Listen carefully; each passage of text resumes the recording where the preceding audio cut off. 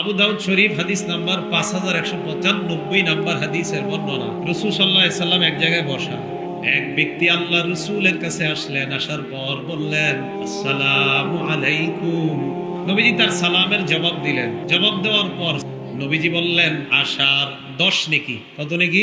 আরেকজন আসছে, আসার পর বললেন আসসালামু আলাইকুম ওয়া রাহমাতুল্লাহ। নবীজি সালামের জবাব দিলেন, ওই ব্যক্তি বসে যায়। নবীজি বললেন 20 নেকি। প্রথমে বললেন আসসালামু আলাইকুম, তাকে বললেন 10 নেকি। আসসালামু আলাইকুম ওয়া রাহমাতুল্লাহ, তাকে বললেন 20 নেকি। আসার পর বললেন আসসালামু আলাইকুম ওয়া রাহমাতুল্লাহি ওয়া বারাকাতুহু। নবীজি বললেন 30 নেকি।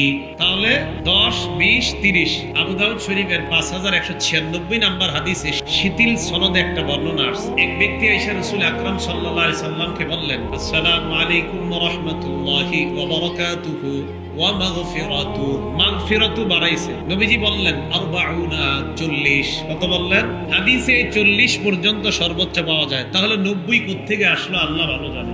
সালাম দিলে 90, জবাব দিলে 10, এই কথাটি আমাদের সঠিক নয়। এই জানাটা আমাদের ভুল আছে। এখন থেকে মহব্বতের সাথে অন্যকে বলে দিবেন যে সালাম দিলে 90 নেকি। এটা রাসূল সাল্লাল্লাহু আলাইহি সাল্লামের নামে সত্য কথা না, এটা রাসূল সাল্লাল্লাহু আলাইহি সাল্লামের নামে মিথ্যা কথা।